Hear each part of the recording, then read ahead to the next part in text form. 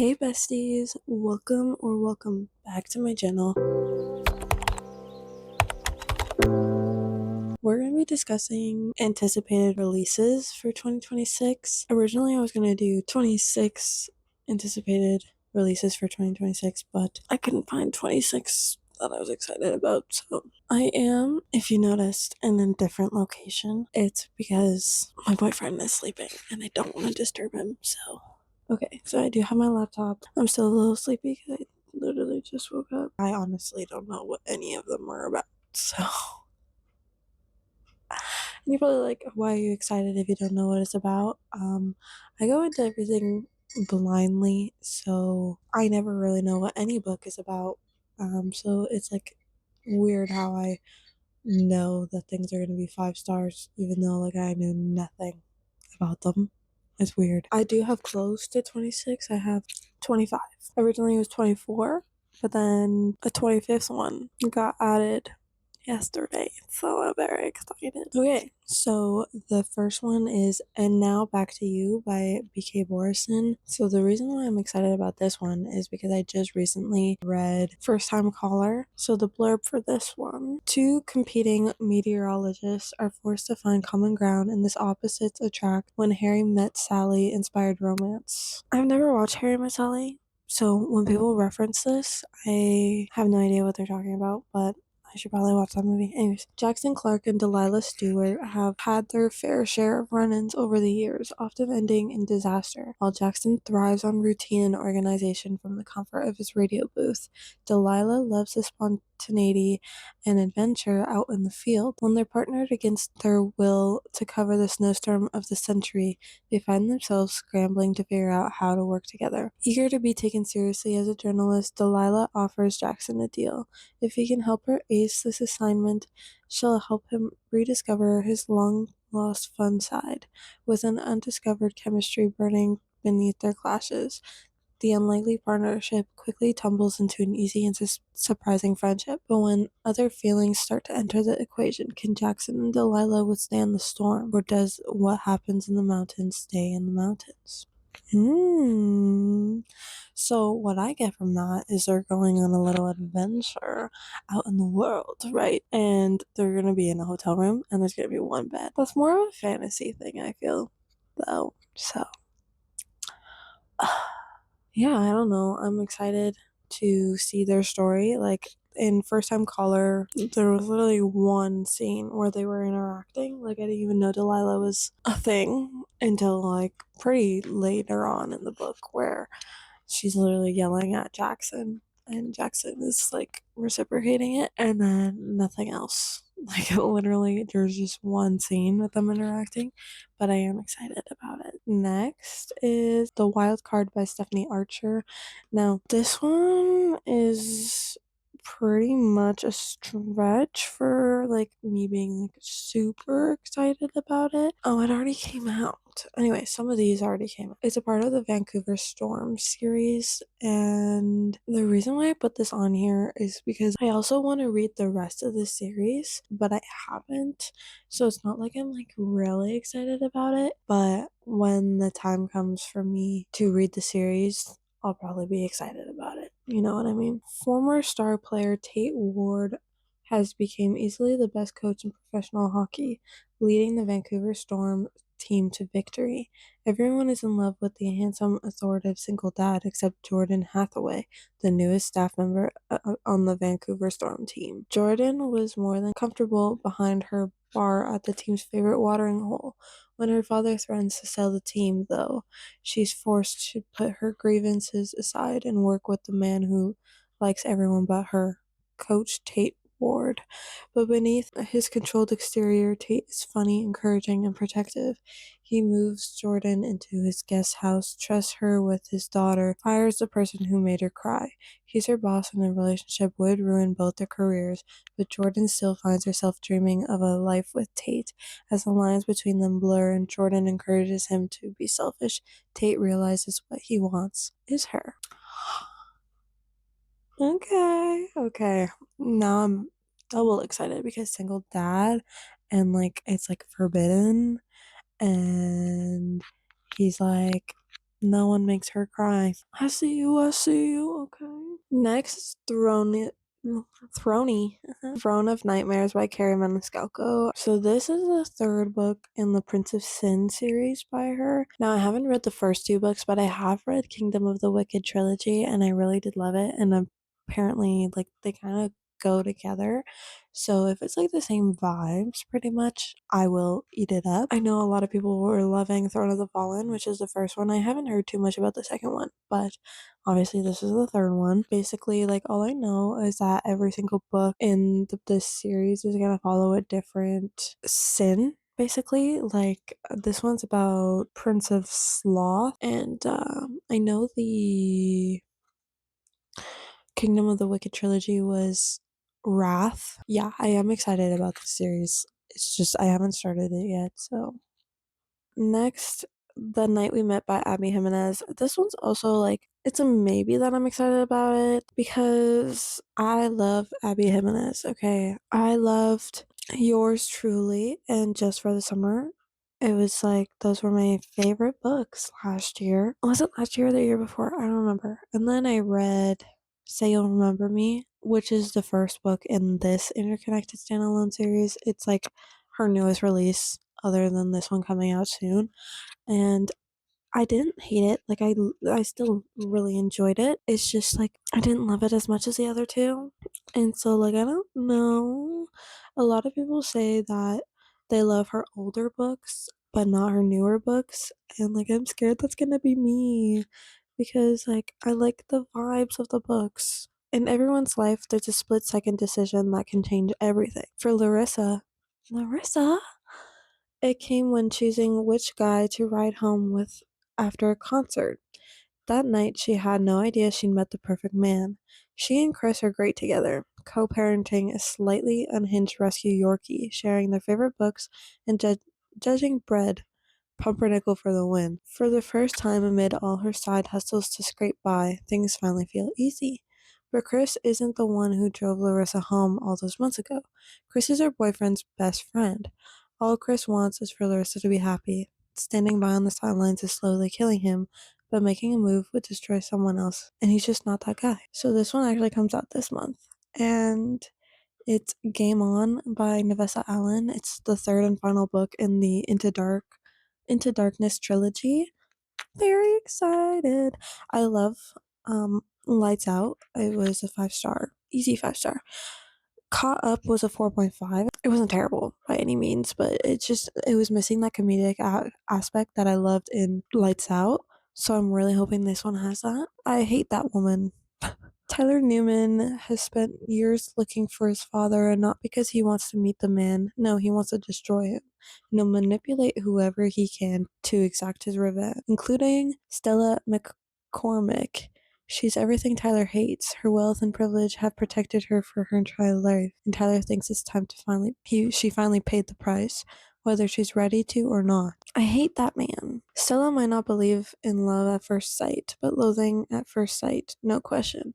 From the moment she sets eyes on Tyler in her tattoo parlor, she knows he's the devil planning to make her life hell. Forced to play the part for his girlfriend and invite him into her family's glittering circles, Stella quickly clocks Tyler's ulterior motives, but love and hate are two sides of the same coin, and soon she doesn't know which is being blackmailed by a man who wants to ruin her, or that they can't seem to keep their hands off each other. So, Game On is an enemies to lovers dark romance with morally great characters. Some themes and scenes may be disturbing to readers. Please check the content warnings at the beginning of the book. Okay, and then it gives me all the tropes. Oh my god, that's so fancy. So it's enemies to lovers, forced proximity, fake dating, rom com. We'll see about that one. Morley Gray MMC, Black Cat FMC, Blackmail Kidnapping, Power Imbalance, Age Gap, Betrayal and Redemption, Dark Past, and Revenge. The age gap thing, I'm not too like people put age gap when it's literally like 2 years age gap. Like that's not an age gap. I mean it is, but it's not like enough for it to be a trope. Like age gap to me is like if it's like 5, 10, 15 years. You know what I mean? Anyways, so that's kind of exciting. On the book it says put your mouth where your money is. Okay, so I will say though, like in Caught Up, okay, so we met Tyler in Lights Out. It was Josh's roommate, and I will say I actually hated him. The entire book, I hated him. Anytime he came into a scene, I was like, the fuck? Like, I don't like you. He was kind of in Caught Up because of, I don't remember the MMC in that book, but anyways, he basically confronts Tyler because Tyler was involved with some sketchy shit and no one knew that, even though Josh was his roommate. Anyways, and then it made me a little intrigued about him because it's like, oh, you were keeping this to yourself. Like, okay, Slay. And then in the epilogue of Cut Up, there was Tyler and Stella dating, and I was like, what the hell? So I'm excited to see if he redeems himself, but like so far as we're standing, I was kind of annoyed with him. This one, I'm so excited. Again, don't really know what it's about, but I kind of do. Okay, so this one is In Her Own League by Liz Tom Forty. I'm so excited. Okay, so it's kind of like a spin-off for the Windy City series. Love that series. It's a god tier series for me. Okay.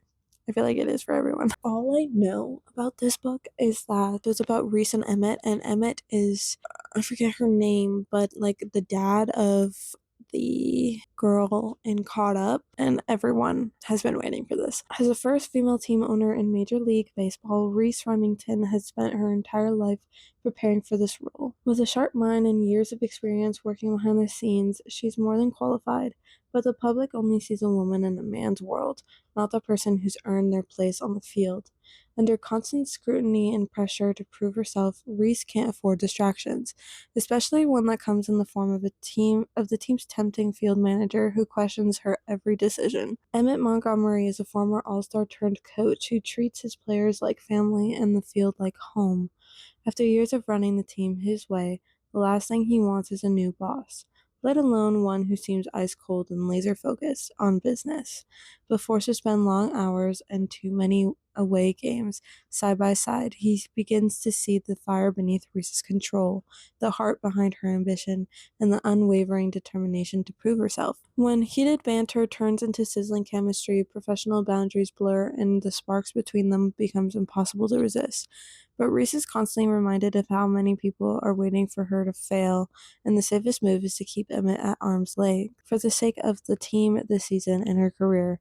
But keeping their distance is one game neither of them can seem to win. So the next one is The Wings That Bind by Briar Bolin. It's the third book in the Bloodwing Academy, and like I am excited for it, but I'm also not like, oh my god, I need it right now, type beat, because I have the first two books in this series. I just haven't read them yet because I don't know if I should just wait until all the books are out to read it. I don't know, or like pretty close to it. Also comes this month. It literally comes in 3 days. That's crazy. But yeah, I just haven't read the other two books.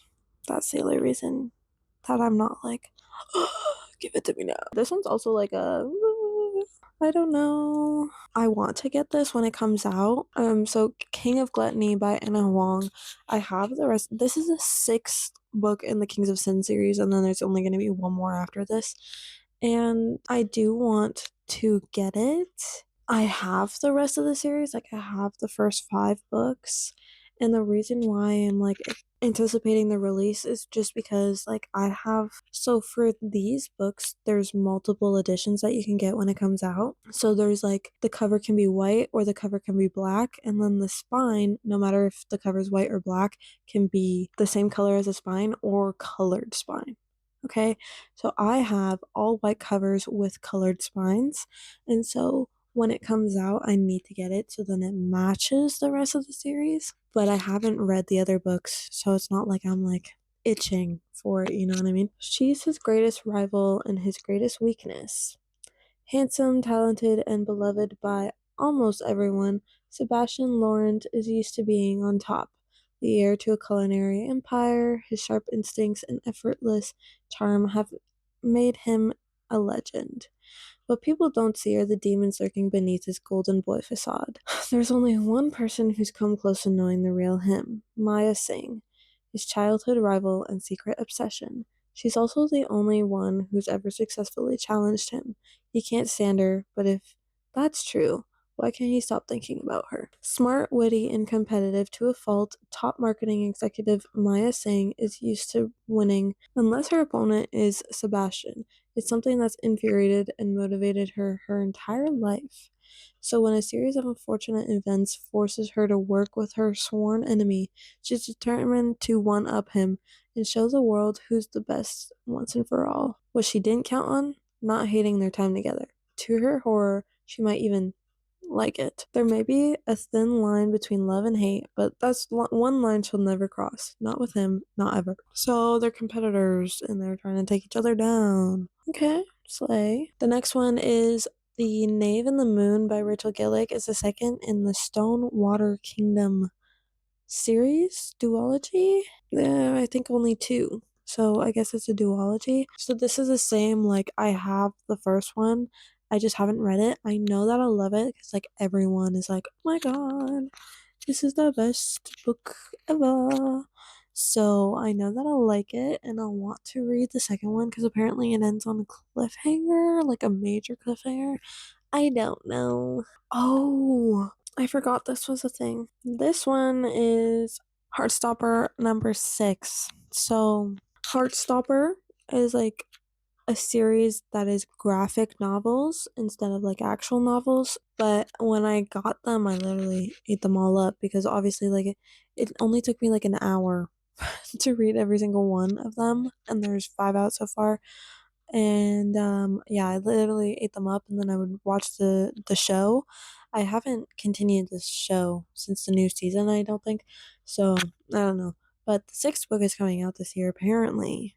Now, it's been a hot minute since I've read the rest of the series, so like I don't really I'm sure like if I watch the show I'll be caught up, but okay, the next one is Light Wielder by Rachel Schneider. It's the second book in the Fire and Metal duology. Okay, so this one is the second book after Metal Slinger. I am really excited to read Metal Slinger. I have it. I just haven't read it. But this one is because I'm waiting for Light Wielder to come out. I was actually going to read it last month because it was a book club pick on Fable, but then I decided not to because I want to wait until closer to the release date because it comes out in June. Because also apparently it ends in a major cliffhanger, and I don't want to forget it and then have to reread it in the same year. That's kind of embarrassing. We're halfway through. Okay, next is Adversary to the Villain by Hannah Nicole Meyer. This is the 4th book of the Assistant to the Villain series. Is it the last book? I think it's the last book.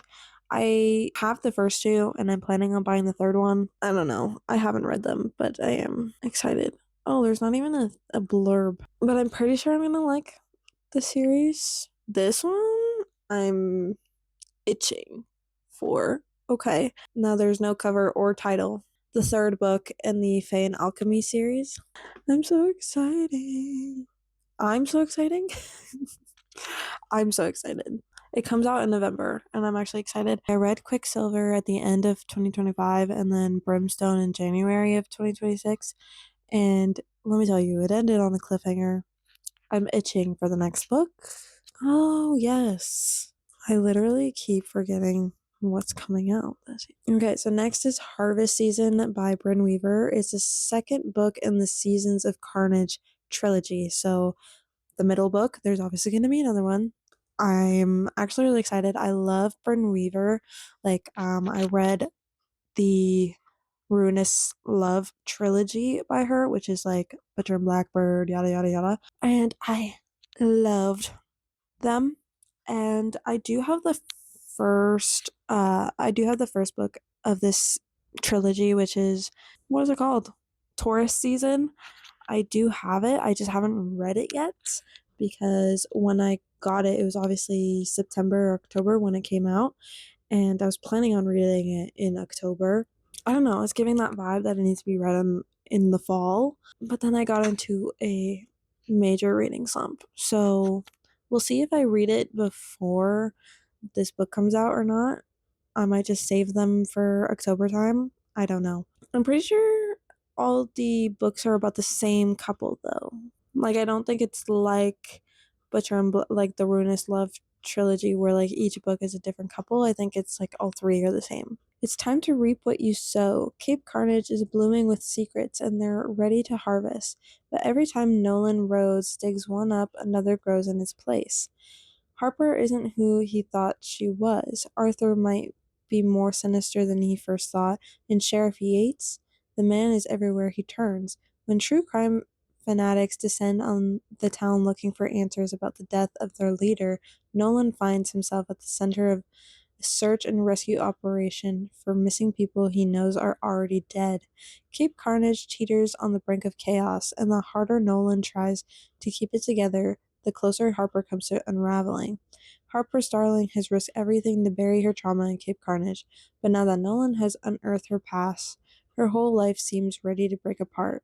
And who can she trust? The enigmatic man she's falling in love with? He came to kill her. The serial killer mentor she's vowed to protect? He's become an unpredictable menace. The woman in the mirror? She might be the most dangerous of all. Loyalties are tested, bonds are bent to a breaking point, and love, that might be the deadliest trap of all.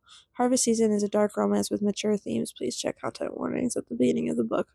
Okay, tropes. Small town romance, fish out of water, grumpy/grumpy, forced proximity, he falls first, touch her/him and die, villain times villain, and brat/brat tamer. Okay. Oh, I love her books. I love them so much. Okay, the next one is Tempting Venom by Rena Kent. It's the third book in the Vipers series. Now, I do have the first first two books. I have Beautiful Venom and Sweet Venom. This is the last book in that series, I believe, so I obviously want to get it to finish the series, but I haven't read any of them just because I'm reading, what is her series called? The Legacy of Gods series. I think I only have 2 books left of that series, and I do want to read the whole Renaverse. It's just so overwhelming because like there's so many, and this is obviously a part of the Renaverse. The thing is that her books kind of all start to blend together, and they're all kind of very similar. So it's just like, but I like them for like the vibe it's giving. When two ruthless enemies collide. My name is Preston Armstrong, and I'm the most depraved bastard you'll ever meet. I take what I want, ruin what I don't, and live exactly how I please. That is, until I crash into the force of nature that is Marcus Osborne, captain of our rival hockey team and the perpetual thorn in my side, a migraine in human form and the one person who refuses to play by my rules. He's my brand of heartless and just as deranged. I set out to crush him, his career, and his infuriatingly gorgeous face, but Marcus hits back with equal force, turning out rivalry into a violent, addictive dance neither of us can walk away from. We were supposed to annihilate each other. Instead, we spark a fire that threatens to devour everything in its path. In this battle of two unhinged souls, our bodies become collateral damage, but I never expected our stone cold hearts to get involved. Okay, that does sound interesting. I didn't know it was a male. Not that that bothers me. It does not bother me at all. And I didn't know that it was also, I mean, I should have known that it was hockey. There's literally a hockey stick on it. Okay, my Goodreads is not loading. In classic Goodreads fashion, it's being a little bitch. Okay, next is Grim Tidings by B.K. Borison. Another B.K. Borison book, guys. Can you believe it? This is the second in the Ghosted series. There's only 2. The first one is Good Spirits. I do have the book and I do really want to read it. I obviously wanted to read it in December of last year, but like I said, I was in a really bad reading slump, so I will be reading it this December. The cover looks so beautiful. Oh my god, okay. Darcy Moore is tired of death, which would be fine and good if she wasn't a Grim Reaper. Determined to outrun her designation as the villain, Darcy decides she won't be dragging her next assignment to the underworld. She'll be saving him instead. Okay. Unfortunately for Darcy, there's a complication in her plan. Guardian Angel Gabriel Ados doesn't tolerate threats to his little corner of the world, and a Grim Reaper showing up at his bar is as deadly as it gets. But when he realizes Darcy is not as she seems, Gabriel must decide if he can trust his growing feelings or hold on to his long-standing grudge. But magic doesn't come without consequences, and the Department of Hauntings and Spirits will eventually come calling for their missing Reaper. A spooky yet simmering enemies to lovers tale to keep you warm this fall. Enemies to lovers, Angel, Reaper, Grumpy, guy who likes everyone except her, death but make it corporate, okay, star-crossed lovers, and changing your fate. Oh my god. I love this generation just being like, death, but make it corporate. Like, okay. Now, this one, I don't know how to say it. So, it's called Bedeviled, whatever the fuck. It's the third book in the Bewitched series by Laura Thalissa. I'm so excited. Okay, so I obviously read Bewitched and Bespelled last fall in September or October, something like that. And oh my god, Bespelled ended on a major cliffhanger, and still thinking about it, I'm pissed off. So I need the next book like now. It comes out in August, but I'm not gonna read it until October. I think this is the final book. I think like yeah. And there's also like so there's 3 books, but then there's also The Curse That Binds, which is like a prequel to the series. But I haven't read it yet, and I'm probably gonna read it before Bedeviled, whatever the fuck you want to call it. I don't know. So the next one is Embrace by Bella Cabra. It's the 4th book in Off the Ice series. I think it's the final one as well. So I do have the rest of the books, like the first 3. I have read Collide, loved it.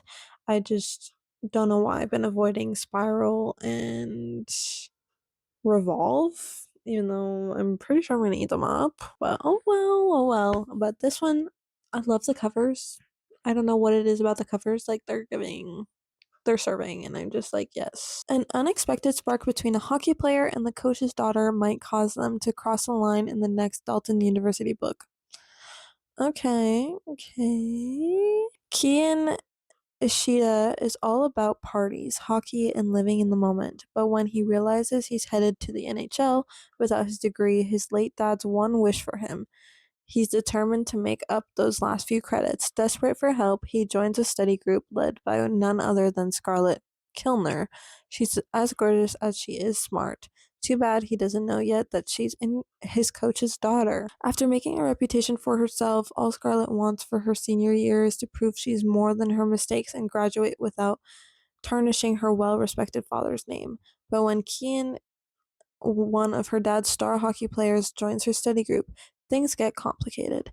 As Scarlett helps Kian, their study sessions turn into something more: stolen glances, lingering touches, and a connection neither of them expected. Kian has to decide what's more: the dream he's worked for his whole life, or the girl he never saw coming. Oh my god. Okay, I I'm excited now because I love it when it's a hockey player, like not even just a hockey player, but like a sports player, a girl who's really smart and like who's helping him succeed in school. Like I love that trope. I don't know what that trope would be, but I love it. Like yes. Okay, tutor the fuck out of him, okay? Next is To Dance with Death by Brittany Arena. It's the second book in a Dance of Lies series or duology. Again, cover stunning. Okay, so A Dance of Lies, I do have the book. I just have not read it because I don't know why. I was so close to picking it up. I had picked it for a TBR takedown video on TikTok, and I literally brought it with me to somewhere so I can start reading it, and then I didn't read it because I was in a reading slump. Most of these are just like continuations of series that I'm wanting to start and haven't. And so like if I read the books, I know I'm gonna be excited about it. But like right now as we stand, I'm like I haven't read the books, so I have no idea how dire I need these books. You know what I'm saying? Okay, so this one, I don't know if it's like a series or just a duology, but it's Ruinous Ends by Ivy Marie. The cover is stunning. The sprayed edges are stunning. I have the first one, which is Immortal Immortal Consequences, and that book is also very, very stunning. I did read the premise of the first book and it seemed interesting to me. Okay, next is Holy Monsters by Imani Ariu. This is the third book in the Heavenly Bodies series. I think there's only gonna be 3, so it's the end, I guess. There's not even a blurb. It just says book 3 in the Heavenly Body series.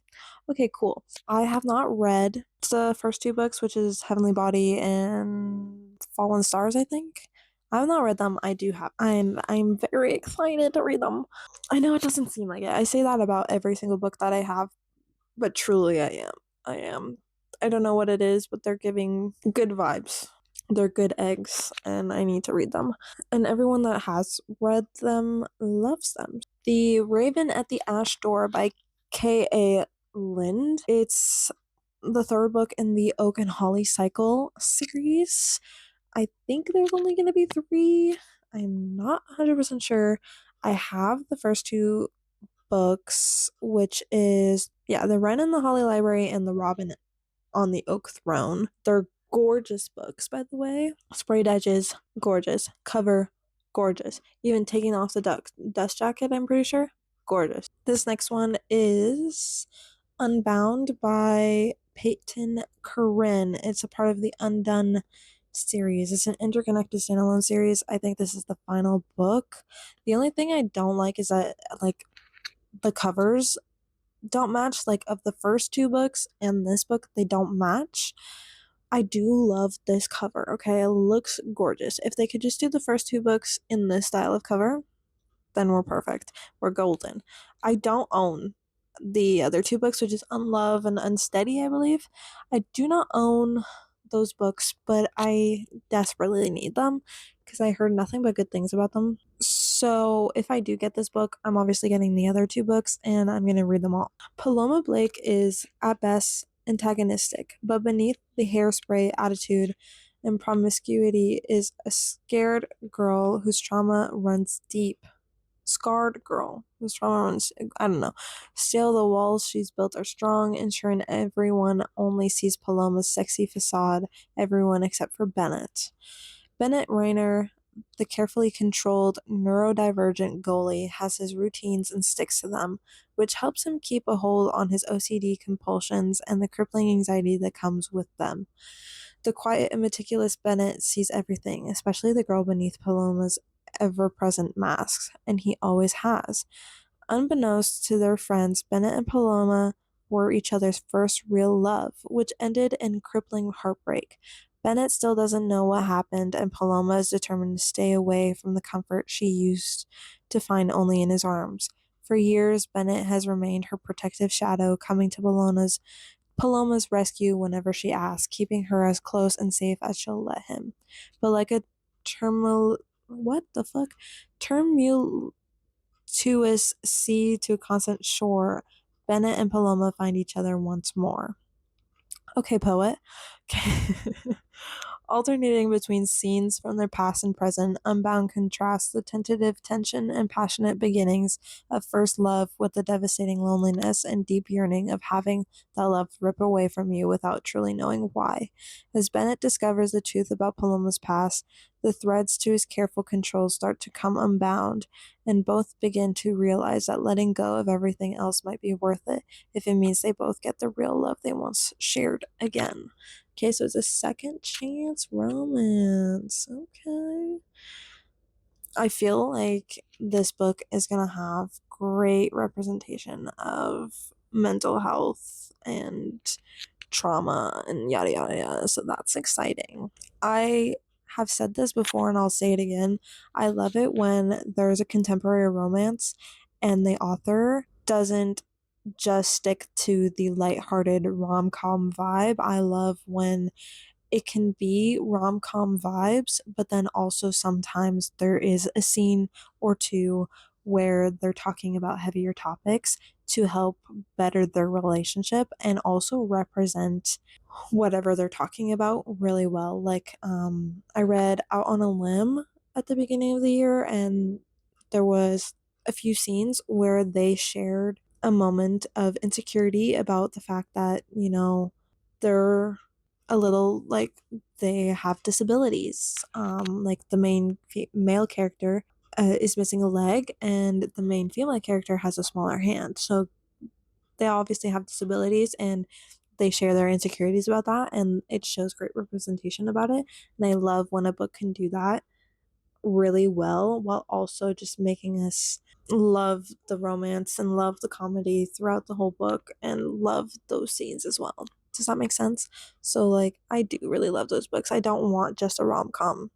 I want real, because, like, real life, like in a relationship, you're obviously gonna want those moments where, like, it feels like a rom com and you're yada yada yada, but it's not always like that. There is a lot of moments where there are topics that need to be discussed about insecurities and yada yada yada. So I love when a book can do that, because it shows more that, like, it shows that that's okay. It's okay if it's not all just rainbows and sunshine. Okay, that's my real talk for you guys today.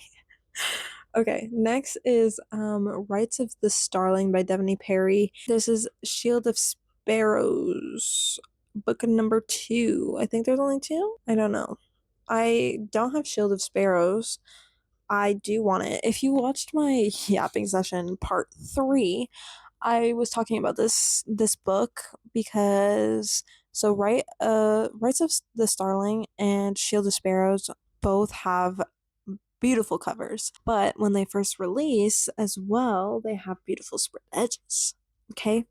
Shield of Sparrows, I was looking into seeing if I can get the cover, like the book with sprayed edges, and I only found it on eBay, and like I have to pay like $100 or something like that. And I'm like, that's crazy. And then I made a joke saying like, okay, I'm not gonna buy it then, but I might be okay.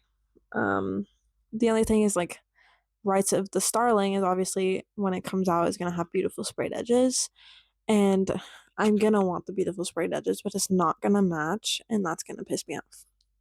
So I don't know, but I do want to read these books. I've heard nothing but good things about them. I know a lot of people were saying that they were like kind of giving up on Devney Perry's writing. I think she was like writing dark romance or just like normal romances before, and they were kind of giving up on it. But this is like obviously a romantasy, and they were like, "Okay, I see you. Like, I like these books."